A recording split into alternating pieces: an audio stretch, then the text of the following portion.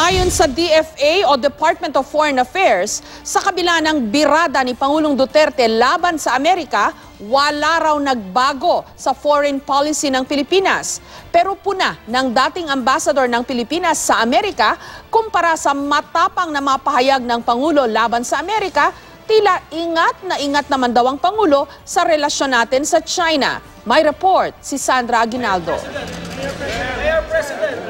Independent foreign policy, yan ang tawag ni Pangulong Duterte sa estratehiya na balak daw ng kanyang administrasyon sa pakikipagrelasyon sa ibang bansa. Ano nga ba ang ibig sabihin nito? Well, independent foreign policy, hindi naman nga ito bago, no? Actually, mandated na yan sa ating constitution. Ang paramount consideration natin dyan ay yung national interest, no? Protection ng ating sovereignty, territorial integrity, and right to self-determination. And at the same time, promoting amity or friendly relations with all nations.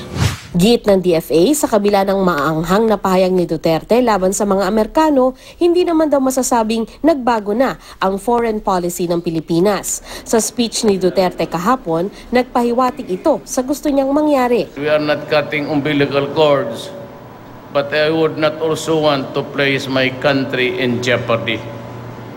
Ayaw ko yung mga hostile na yung pang-away ng galaw.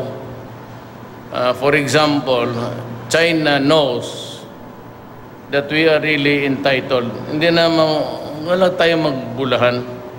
Nanalo tayo sa arbitral. So China knows that we have a claim there that is legitimate. But the problem is they are also claiming it as a territory. Ayon sa Reuters report, sinabi raw ni Chinese Vice Foreign Minister Liu Zhenmin sa Philippine delegation na nasa China na nasa bagong turning point ang relasyon ng Pilipinas at China ngayon, na inaasahan ng China na mauuwi sa magandang usapan lalo na tungkol sa South China Sea. Napansin naman ng dating ambassador ng Pilipinas sa Amerika na si Jose Quisha na kung matapang ang pahayag ni Duterte laban sa mga Amerikano, tila ingat naman ito sa relasyon nito sa China. He clearly wants to have a much stronger relationship with China. This is why he is very cautious about not upsetting China. But let's face the fact. China seized territory from the Philippines. 3 of the 7 reefs on which they built artificial islands are part of our exclusive economic zone.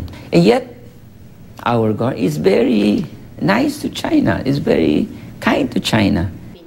Paalala ni Quisha, bukod sa napakaraming Pilipino na nagtatrabaho at naninirahan sa Amerika, malaking tulong din ayon sa kanya ang pagpapanatili ng mga Amerikanong negosyante sa Pilipinas, pati na ang military assistance ng Amerika. 13% of the foreign direct investment is coming from U.S. firms, over $700 million.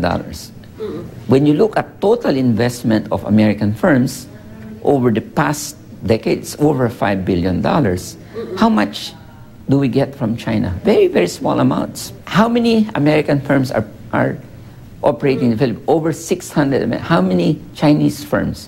Wala pa sigurong 50, no? Chinese firm.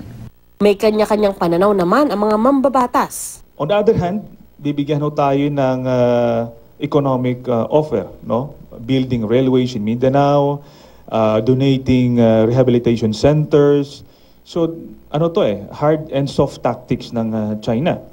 Ngayon, ang natural tendency ng ating bansa o ng isang tao ay doon sa less conflict, which is tanggapin na lang natin ang offer ng China dahil ayaw nating makipagyera sa kanila.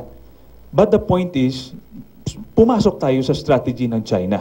So, masisira ba yung credibility kung laging na ganun paiba-iba? Well, yes. Siyempre, kasi kung paiba-iba yung salita mo at ang audience mo is the international community, maski pa paano magsasuffer yung credibility, not only ng head of state, kundi yung buong country as well, di ba? Sandra Aguinaldo, GMA News.